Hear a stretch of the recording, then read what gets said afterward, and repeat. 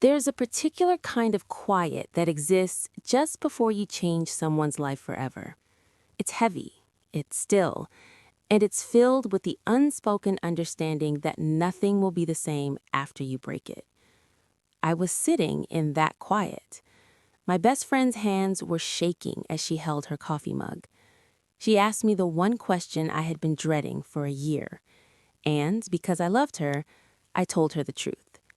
That truth didn't just break her heart, it detonated a 20-year friendship and left me holding the shattered pieces, blamed for it all. My name is Hannah. This isn't a story about an affair. It's a story about the aftermath. It's about the stories we tell to survive and the devastating cost of the truth when it finally speaks up. The day it all came apart was deceptively simple. A Tuesday. Emily's kitchen smelled of lavender detergent and steamed milk. Her 3-month-old daughter, Lily, was finally nosing into sleep in the next room, the white noise from the monitor a soft, oceanic static. Emily looked exhausted in that beautiful, hollowed-out way new mothers do. But beneath the tiredness was a tension I hadn't seen before. It was in the set of her jaw, the way her eyes wouldn't quite settle on mine. We were talking about nothing, the price of diapers, a new series on streaming, when the conversation just died. The silence that rushed in to fill the space was different. It was charged, final. She wrapped both hands around her mug, as if for warmth. "Hannah," she started, her voice barely above the hum of the monitor, "I need to ask you something, and I need you to swear to me, on everything, that you'll tell me the truth." I knew. Of course I knew. The question had been hovering between us for months, a ghost in every conversation about the past, every awkward mention of a certain name. I felt my own pulse thump in my throat. "Anything," I said, and my voice was steadier than I felt. She took a ragged breath. "Melissa, her and Daniel, the divorce." She forced herself to look at me, and her eyes were swimming with a fearful confusion. The story she's told, it started to unravel for me. Things don't line up. Things Daniel has said to Mark, things I saw with my own eyes, they contradict what she's been saying for 2 years. A single tear escaped, tracing a clean path down her cheek. She didn't wipe it away. "Please, I need to know. What really happened?" I was at the cliff's edge. Below me were 2 abysses. In one lay the preservation of a fragile peace, the continuation of a lie that kept a social ecosystem, however flawed, intact. In the other lay a brutal honesty that promised only fallout, blame, and wreckage. I thought of Daniel, my Daniel, the man I'd met not at a divorcee, but as a man drowning in the fresh wreckage of his marriage. He hadn't hidden his pain. He laid it bare on our second date with a shocking, vulnerable clarity. He needed me to know what I was walking into. He told me about the first time he found the texts, the gaslighting that made him question his own sanity, the desperate, humiliating couples counseling sessions she'd attend only to weaponize a therapist's words against him later.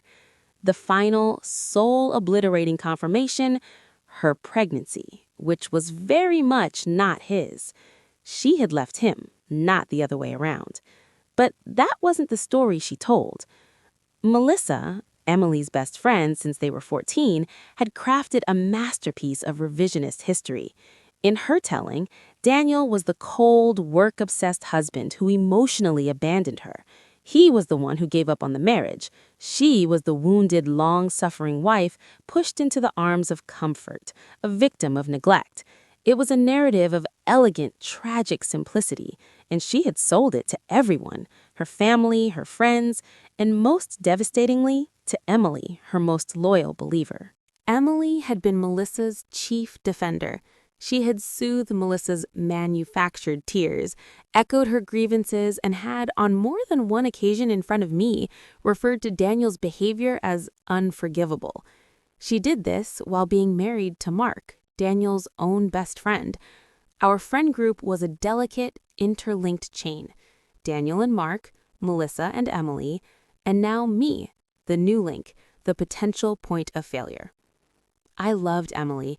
In the year since Daniel and I got together, she had been my unexpected anchor. When Melissa was too busy with her new life and pregnancy to show up for Emily's baby showers, scans, or tearful 3 a.m. texts, I did. Our bond was forged in the real, gritty trenches of life, not the curated nostalgia of a 2-decade past. I owed her honesty. But I also knew that this honesty would be a weapon, and I would be the one blamed for wielding it. I looked at my friend, saw the desperate need for solid ground in her eyes, and jumped. "Okay," I said softly, "but you have to understand, this isn't my story to tell elegantly. It's just the facts, as they were given to me." And I began. I didn't editorialize. I didn't call Melissa names. I simply laid out the timeline Daniel had shown me. The suspicious business trips that weren't, the hidden phone, the damning receipt he'd accidentally found, the day he confronted her and her response wasn't denial, but cold fury that he dared to look. The painful months where she twisted every argument, made every one of his pain-driven reactions proof of his failure, her eventual announcement of her pregnancy, a fait accompli that ended any pretense. She moved out to be with the baby's father, and she began, almost immediately, to build the myth of Daniel the abandoner. As I spoke, Emily's face underwent a terrible transformation. The confusion melted, replaced by a dawning, horrifying clarity. Then the clarity contorted into pain, and the pain hardened into a quiet, furious grief. She wasn't crying for Melissa's lost marriage. She was crying for her own lost years of belief. "She used me," Emily whispered when I finished. The words were flat, final. "She let me be her character witness. She handed me a script and I performed it. For 2 years, Hannah. I looked Mark in the eye and defended her when he had doubts. I made him feel guilty for questioning her." She put her head in her hands. "I feel so stupid." "You're not stupid," I said, my own eyes burning. "You were loyal. She betrayed that loyalty, not you." The next 72 hours were a tense, silent wait for the inevitable earthquake. I knew Emily would confront her.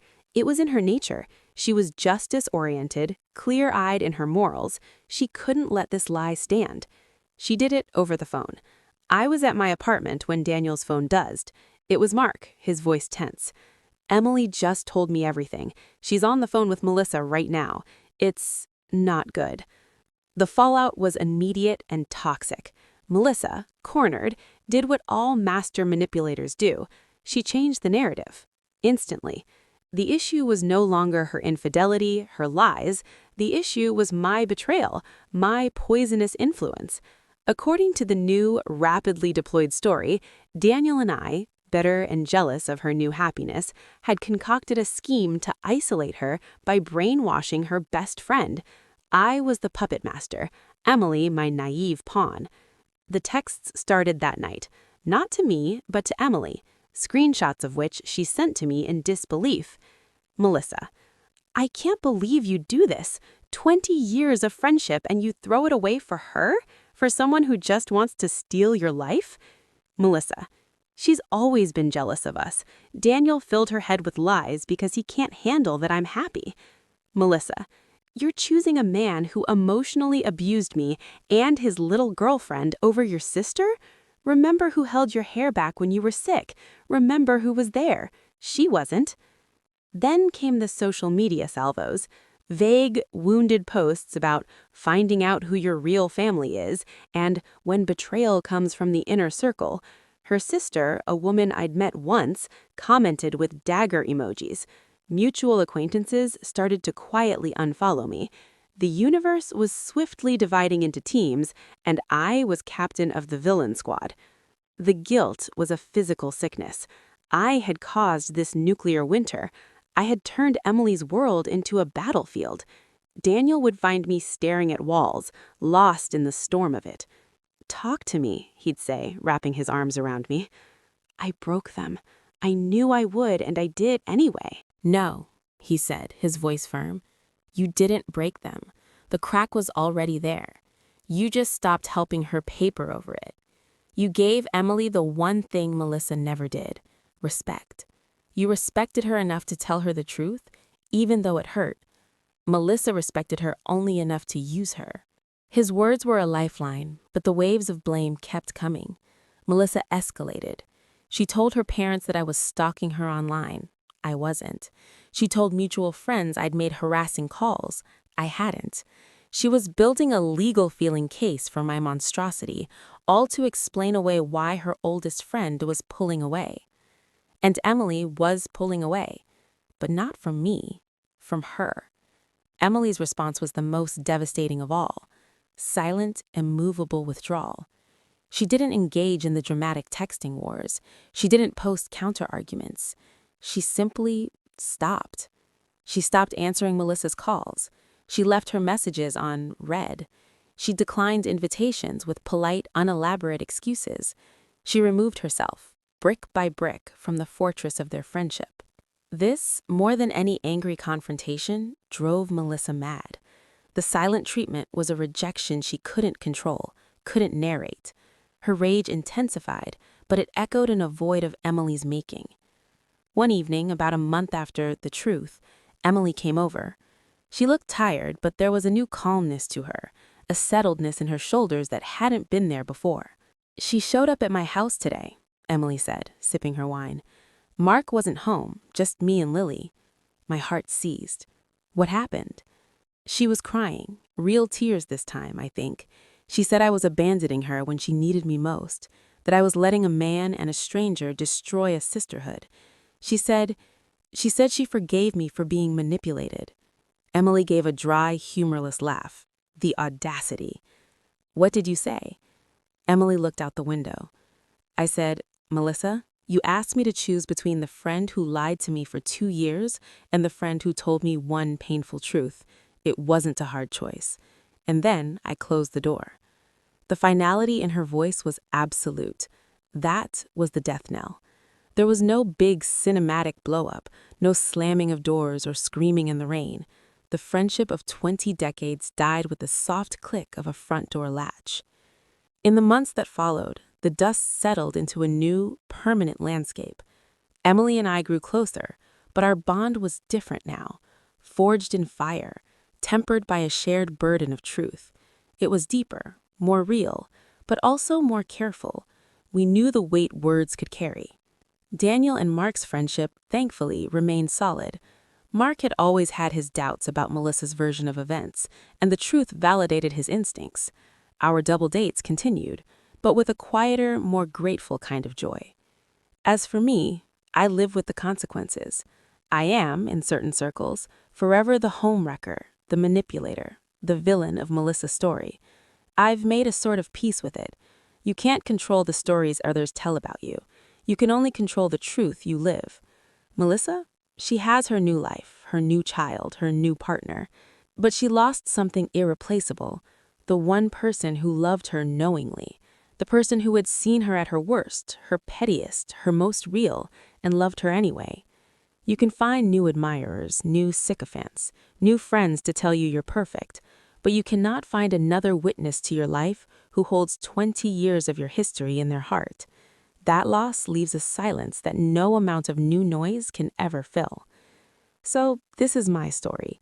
The time I told the truth and was punished for it. The time I watched a lifelong friendship crumble because its foundation was built on a fairy tale. It taught me that the cost of truth is always high, but the cost of living inside a lie, whether it's yours or someone else's, is ultimately higher. It costs you your sense of reality. It costs you. And if you're ever the one sitting across the table, your friend's trembling hands between you, asking you for the one thing you know will change everything, I can't tell you what to do. I can only tell you that sometimes the most loving thing you can do is to hand someone a rock-solid truth and then stand with them in the terrifying, beautiful, real world that exists on the other side of the lie. This was my story of truth, friendship, and fallout. If you've ever been caught between loyalty and honesty, let me know your thoughts in the comments below.